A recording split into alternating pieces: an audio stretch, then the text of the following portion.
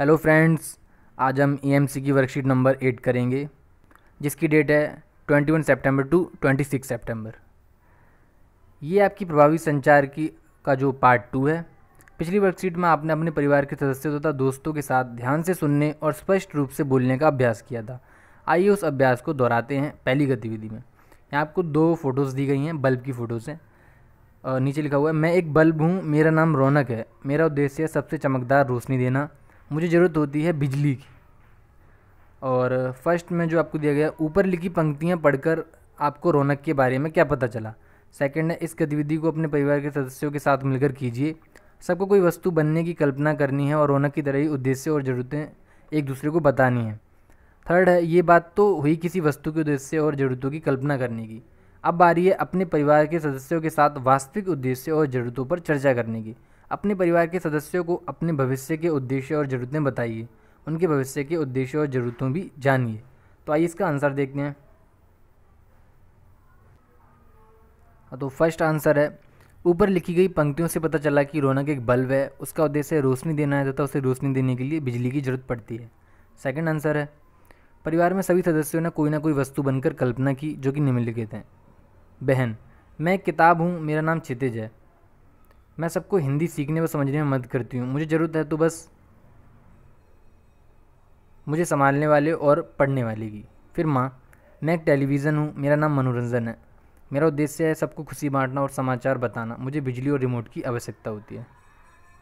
और लास्ट में है पापा, मैं एक पंखा हूँ, मेरा नाम टेबल फ़ैन है, मैं गर्मी के समय सबको ठंडी हवा देता हूँ, मुझे चलने के लिए बिजली की ज़रूरत होती है। थर्ड का उत्तर है, मान लीजिए आपका नाम शिवानी है, तो आपको बोलना है कि मेरा नाम शिवानी है, मेरे भविष्य का उद्देश्य है कि मैं एक सफल अध्यापक बन सकूं। इसके लिए मुझे मेरे परिवार का साथ अनुशासन और पढ़ाई की ज़रूरत होगी। मेरी माँ का नाम कुसुम है, उनके भविष्य का उद्देश्य यह है कि वह पूरे परिवार को जोड़ कर रखें, जिसके लिए उन्हें पूरे परिवार से तालमेल बनाए रखने और आधुनिकता को साथ लेकर चलने की ज़रूरत है। मेरी बहन का नाम सोनम है, उसके जीवन का उद्देश्य है कि वह एक सफल डॉक्टर बने, जिसके लिए उसे उचित शिक्षा की ज़रूरत है। तो ये था थर्ड का आंसर। अब आगे की वर्कशीट देखते हैं।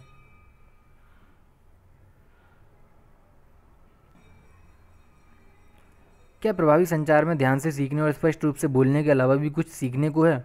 ज़रूर है, और वही हम इस वर्कशीट में सीखेंगे।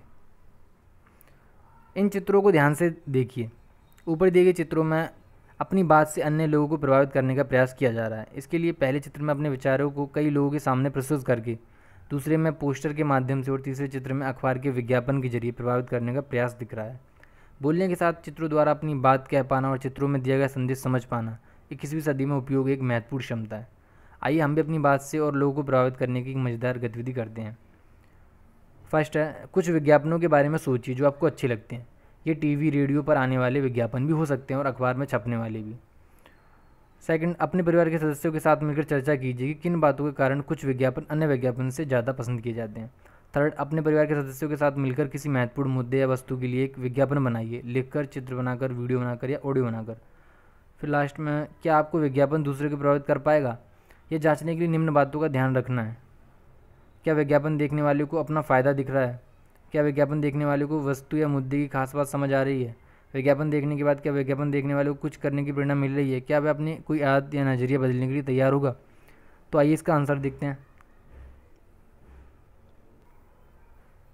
इनके उत्तर हैं, जो विज्ञापन मुझे सर्वाधिक पसंद आते हैं वो या तो खाने पीने की वस्तुओं के होते हैं या वस्त्रों के, जैसे चॉकलेट, बिस्किट, मिंत्रा।